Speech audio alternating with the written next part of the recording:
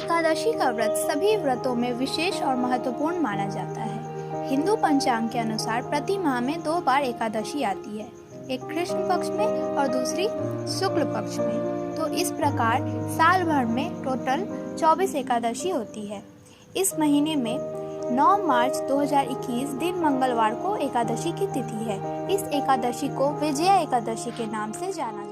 पंचांग के अनुसार 9 मार्च मंगलवार को फाल्गुन मास की कृष्ण पक्ष की एकादशी तिथि को विजया एकादशी कहा जाता है। इस एकादशी का विशेष धार्मिक महत्व बताया गया है। महाभारत काल में भगवान श्री कृष्ण ने धर्मराज युधिष्ठिर और अर्जुन को एकादशी व्रत के महामाहात्म्य के बारे में बताया था।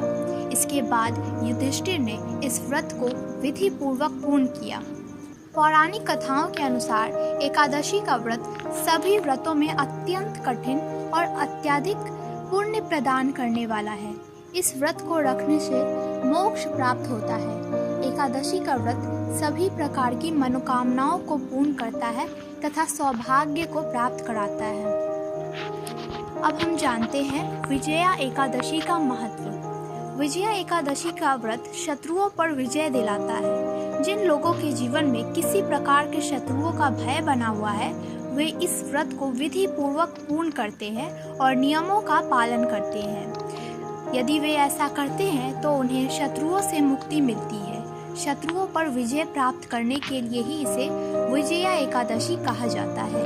इसके साथ ही यदि जीवन में बाधाएं आ रही हैं, कार्य पूरे नहीं हो रही हैं, तो इस स्थिति में भी विजया एकादशी का व्रत फलदायी माना जाता है। अब हम आपको ये बताते हैं कि विजया एकादशी की मुहूर्त क्या है।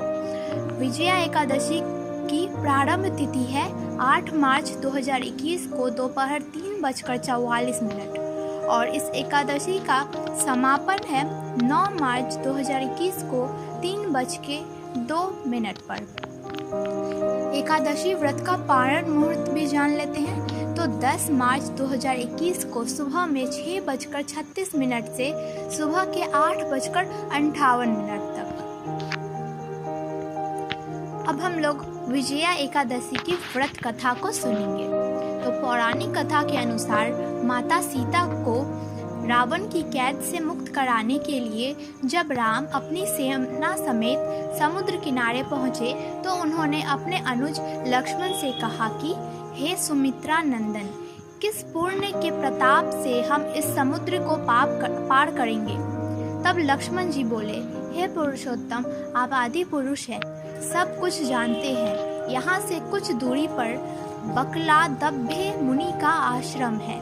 प्रभु आप उनके पास जाकर उपाय पूछें। इसके पश्चात जब प्रभु श्री राम बकदालभ्य ऋषि के पास पहुंचकर अपनी समस्या बताई तो मुनि श्री बोले, हे राम, फाल्गुन मास कृष्ण पक्ष में जो विजया एकादशी आती है उसका व्रत करने से आपकी निश्चित विजय होगी और आप अपनी सेना के साथ समुद्र भी अवश्य पार कर लेंगे। मुनि के कथनानुसार रामचंद्र जी ने इस दिन विधि पूर्वक व्रत किया। व्रत को करने से श्री राम ने लंका पर विजय पाई और माता सीता को रावण की कैद से मुक्त कराया।